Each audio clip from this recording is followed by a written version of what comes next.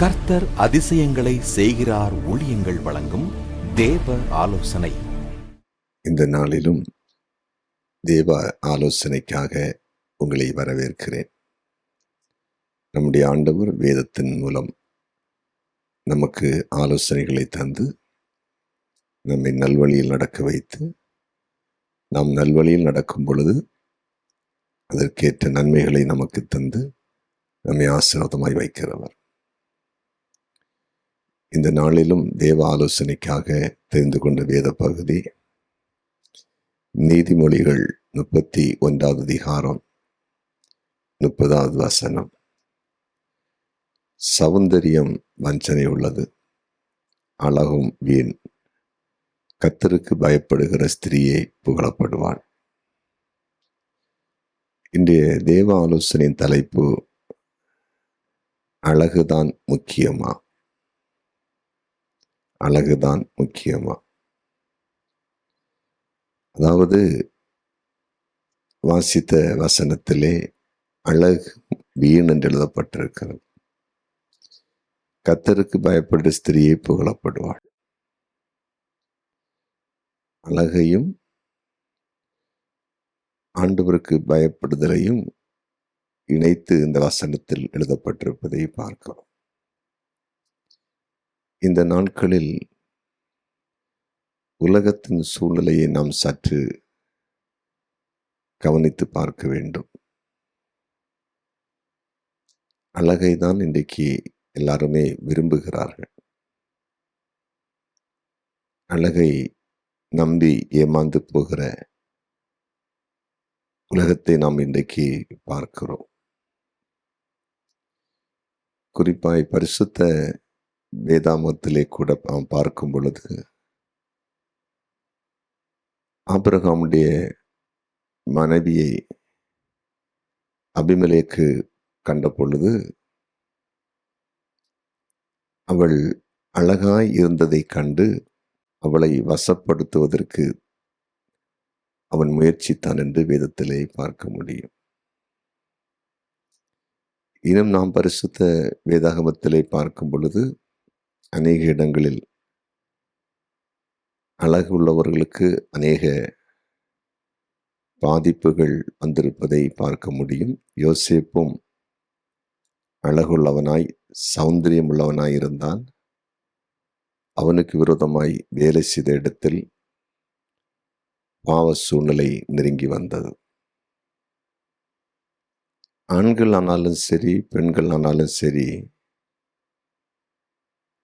அழகாய் இருப்பார்கள் என்று சொன்னால் அதன் நிமித்தம் நிச்சயமாய் போராட்டங்களை சில இடங்களில் அவர்கள் சந்திக்க வேண்டியது இருக்கும். இன்றைய இளைய தலைமுறைகளை நீங்கள் பாருங்கள். தங்கள் எதிர்காலத்தை திடீரென்று அழகை நம்பி மையப்படுத்தி அமைத்துக் கொள்ளுகிறார்கள். அதன் விளைவு அவர்களுடைய எதிர்காலம் ஒரு கேள்விக்குறியாக மாறிவிடுகிறது. பெற்றோர்களை பாருங்கள். இன்றைக்கு அநேக பெற்றோர்கள் பிள்ளைகளுக்கு வரன் பார்க்கும்போது கூட முதலாவது அழகைத்தான் பார்க்கிறார்கள். அந்த பிள்ளை அழகா இருக்கிறா, 2 பேரும் ஜோடியா இருப்பாங்க அப்படின்னு அதை வச்சுதான் இன்றைக்கு பிள்ளைகளுக்கு கூட துணையை தேடுகிறார்கள். அடியேனும் அழகு வேண்டாம் என்று உங்களுக்கு நான் சொல்லி பிரசங்கி கேட்கவில்லை. எல்லாவற்றிலும் அழகை கொடுப்பது ஆண்டவர் தான். ஆனால் அழகை நம்பி மட்டும் வாழ்க்கையை அமைத்துக் கொள்ள விரும்பினால் அது மிகவும் மோசமான நிலையில் போய் நம்முடைய வாழ்க்கையை அழித்து போட்டுவிடும். அது பாதாளத்துக்குள் கொண்டு போய் போட்டுவிடும்.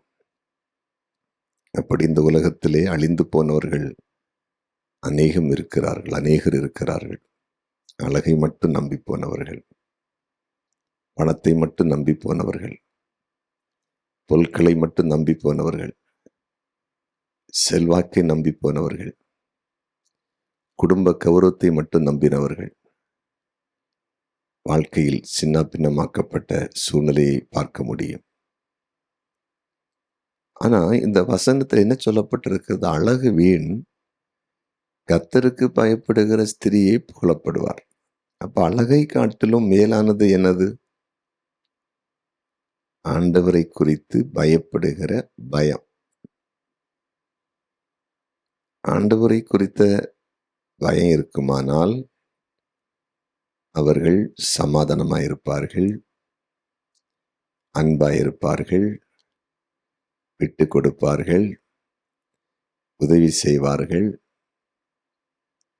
மற்றவர்களை நல்வழிப்படுத்துவார்கள். இந்த மாதிரி காரியம் அவர்கள் வாழ்க்கையில இருக்கிறதை பார்க்க முடியும். எனக்கு ஒரு குடும்பத்தை தெரியும். அந்த சகோதரன் தன் வாழ்க்கையிலே திருமணம் செய்வதற்கு முடிவு செய்த பொழுது, ஒரு விழாவில் அவர்கள் கலந்து கொண்டிருந்த பொழுது, அதிலே கலந்து கொண்ட ஒரு பெண்ணை அவர்கள் பார்க்க நேரிட்டது. அந்த அழகு இந்த மனிதனை பிடித்து விட்டது. அப்புறம் முயற்சி எடுத்து ஆட்களோடு அதை பேசி குடும்ப வாழ்க்கை அமைத்துக் கொண்டார்கள். ஒரு சில வருடங்கள் கூட அவங்க வாழ்க்கை நன்றாக இருக்கவில்லை. மிகவும் மோசமாய் போனது. அதுக்கு காரணம் என்னன்னா, அந்த மகள் பார்க்கிறதுக்கு தான் அழகா இருந்தாள். தெய்வ பயம் இல்லை. அது மட்டுமல்ல, கீழ்ப்படிதல் இல்லை. 24 மணி நேரமும் திருமணமான பிறகும் தன் நண்பர்களோடு சிநேகிதியோடு கூட தொலைபேசியில் பேசிக் கொண்டிருப்பாள். வீட்டை கவனிப்பதில்லை, புருஷனை கவனிப்பதில்லை, ஆலயத்திற்கு செல்வதில்லை. இப்படி பல நெருக்கடிக்குள் கடந்து போனார்கள். அந்த குடும்பம் விவகாரத்திற்கு நேராக கடந்து போனது. அழகை நம்பி அமைத்துக் கொண்டது. கர்த்தருக்கு பயப்படுகிற பயம் அங்கே இல்லை. பைபிளை நீங்க வாசித்து பாருங்க. கர்த்தருக்கு பயப்படுதல் தான் ஞானத்தின் ஆரம்பம். ஒரு ஸ்திரீ ஆனாலும் ஒரு புருஷனானாலும் ஆண்டவருக்கு பயந்து வாழ ஆரம்பிச்சிட்டாங்கன்னா தேவன் விசேஷத்த ஞானத்தை கொடுக்கிறார். எதற்கு அவர் ஞானத்தை கொடுக்கிறார்? அந்த ஞானம் குடும்பத்தை நடத்தும், தெய்வீக கிருபையை கொண்டு வரும், சமாதானத்தை கொண்டு வரும், கர்த்தருக்கு ஊழியம் செய்ய வைக்கும், பெரிய காரியங்களை செய்யும். அது மட்டுமல்ல, சங்கீதத்தில் எழுதப்பட்டிருக்கிறது, கர்த்தருக்கு பயப்படுகிற சிறியோரையும் பெரியோரையும் அவர் ஆசீர்வதிக்கிறார். ஆண்டவருக்கு பயப்படுறவங்களை தான் ஆண்டவர் ஆசீர்வதிக்கிறார். அழகு உள்ளவங்க அழகு இல்லாதவங்கன்னு பார்த்து ஆசீர்வதிக்கிற ஆண்டவர் அல்ல. ஆண்டவராகிய இயேசு கிறிஸ்து முகத்தை பார்க்கிறவர் அல்ல, இருதயத்தை பார்க்கிறவர். இருதயத்தை பார்க்கிற ஒரு ஆண்டவர். இருதயத்தை பார்க்கிறார், நம்முடைய உள்ளார்ந்த வாழ்க்கையை பார்க்கிறார், நம்மை ஆசீர்வதிக்கிறார். அப்ப அழகை பார்த்து அல்லது படிப்பை பார்த்து ஆசீர்வதித்து நீங்க நன்றாக இருப்பீங்கன்னு அவர் சொல்லிட்டு போகிறதில்லை. இன்றைக்கு ஆண்டவர் உங்களோடு பேசி கொண்டிருக்கிறார். அழகு இருக்கிறது, அழகு இருக்கலாம். ஆண்டவரை குறித்த பயம் இருக்கிறதா? பரிசுத்தம் இருக்கிறதா? ஜெப வாழ்க்கை இருக்கிறதா? ஆலயத்து செல்லுகிற பழக்கம் இருக்கிறதா? புருஷனை நேசிக்கிற அந்த பழக்கம் இருக்கிறதா? மனைவியை நேசிக்கிற அந்த பழக்கம் இருக்கிறதா? குடும்பத்தில் எல்லாரையும் அரவணைத்து கொண்டு போகிற பழக்கம் இருக்கிறதா? யோசித்து பாருங்கள், சிந்தித்து பாருங்கள். அழகை காட்டிலும் கர்த்தருக்கு பயப்படுகிற பயம். பாருங்க, அந்த வசனத்தில் சொல்லப்பட்டிருக்கிறது, அழகும் வீண், கர்த்தருக்கு பயப்படுகிற ஸ்திரீயே புகழப்படுவாள். இதுல முக்கியமான காரியம் என்னன்னா, அழகு மற்றவங்க ரொம்ப புகழ மாட்டாங்க. கர்த்தருக்கு பயப்படுறவங்கள தான் புகழுவாங்க. இப்ப பொதுவா அழகா இருந்தா என்ன சொல்லுவாங்க? இன்னாருடைய பிள்ளை நல்லா அழகா இருக்கான்னு ஒரே வார்த்தையில முடிப்பாங்க. ஆனா, அந்த ஒரு பிள்ளை நல்ல பிள்ளையா வாழ்ந்தான்னா, சமுதாயத்துல எல்லார் மத்தியிலும் ரொம்ப புகழ்ச்சி உண்டாகும். அதாவது கீழ்ப்படுகிற பிள்ளை, ஜெபிக்கிற பிள்ளை, ஆத்துமாதாயம் செய்கிற பிள்ளை, சபைக்கு ஆசீர்வாதமான மகள் என்று எல்லாருமே புகழப்படுவார்கள். அப்ப புகழ்ச்சி அழகினால் வருவதை காட்டிலும் ஆண்டவருக்கு பயப்படுகிறதுனால் உண்டாகிறது. இன்றைக்கு நிறைய பேர் உலகத்துல புகழும் பேரும் வருவதற்கு உலக பிரகாரமா என்னென்னமோ செய்துட்டு இருக்காங்க, நடிச்சிட்டு இருக்காங்க. அதுலலாம் புகழ்ச்சி வராது, இகழ்ச்சி தான் வரும். அவங்க இப்படி இருக்காங்க, யாருக்கும் ஒன்றும் கொடுக்க மாட்டாங்க, எப்பவும் கோவப்படுவாங்க, சண்டை போடுவாங்க, துரோகம் பண்ணுவாங்க, ஏமாத்துவாங்க. அப்படிப்பட்ட பேரு தான் வருமே தவிர புகழ்ச்சி வருவதில்லை.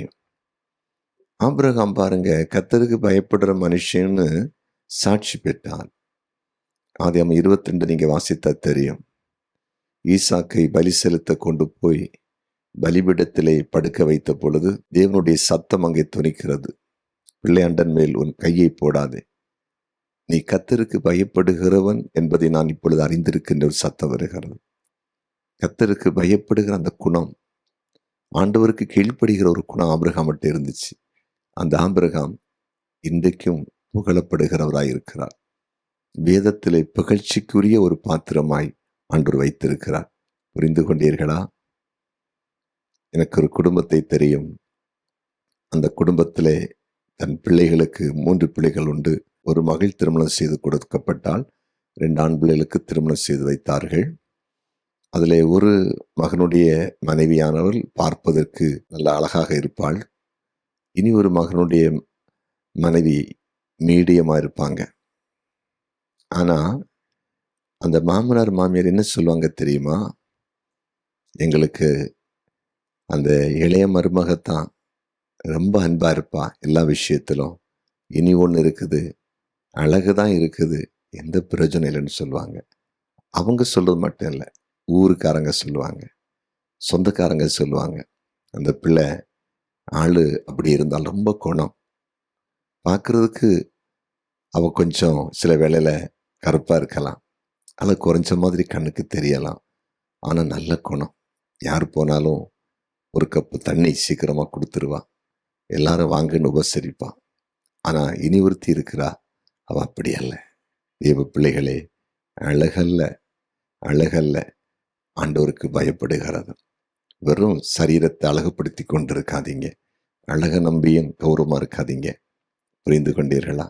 நமக்குள்ள கர்த்தரை குறித்த கிருபைகள் வரட்டும், கர்த்தரை குறித்த ஞானம் வரட்டும், கர்த்தரை குறித்த பயப்படுதல் உண்டாகட்டும். ஆண்டவருடைய பிள்ளைகளாய் மாறுவோம், தாழ்மைப்படுவோம், சகிப்போம், பொறுத்து கொள்வோம். ஆண்களாக இருக்கலாம், பெண்களாக இருக்கலாம், வாலிப பிள்ளைகளாக இருக்கலாம். அதுதான் உங்களுக்கு பேரையும் புகழையும் புகழ்ச்சியும் கொண்டு வரும். ஜெபிப்போமா? அன்பு தகப்பனே, உம்முடைய பிரசன்னத்துக்காக ஸ்தோத்திரம். அழகை காட்டிலும் கர்த்தருக்கு பயப்படுதல் தான் புகழ்ச்சியை கொண்டு வருகிறது, புகழை கொண்டு வருகிறது.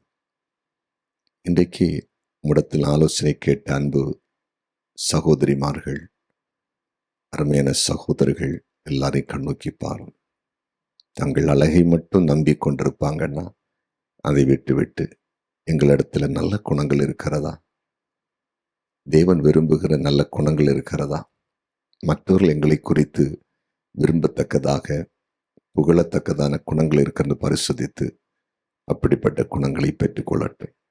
ஒரு தெய்வீக பயம் எல்லாருக்குள்ளும் உருவாகட்டும். அதன் மூலமாய் தேவனுடைய நாம மகிமைப்படட்டும் என்று ஜெபிக்கிறேன். ஆண்டுடைய பிரசன்னம் கூடியிருக்கட்டும். சிறுவயதில் சிலர் நான் அழகில்லாமல் பிறந்து விட்டேனே என்று சொல்லி கலங்கி கொண்டிருப்பாங்கன்னா, எங்களிடத்துல ஆண்டவர் நேசிக்கிற அநேக குணங்கள் இருக்கிறது. நாங்கள் வேலை செய்கிற இடத்துல, தொழில் செய்கிற இடத்துல, படிக்கிற இடத்துல, ஊழியர் செய்கிற இடத்துல கர்த்தர் எங்களோடு கூட இருந்து செய்கிற கிரிய நிமித்தம் தேவ நாம மகிமைப்படுகிறது என்று சொல்லி சந்தோஷப்படவும், அந்த தாழ்வு மனப்பான்மை, அழகில்லை என்கிற தாழ்வு மனப்பான்மை உடைய பிள்ளைகளை விட்டு விலகி போகவும் இயேசுவின் நாமத்தில் ஜெபிக்கிறேன். ஜெபத்தை கேட்டீர், நன்றி. இயேசுவின் நாமத்தில் பிதாவே, ஆமென், ஆமென்.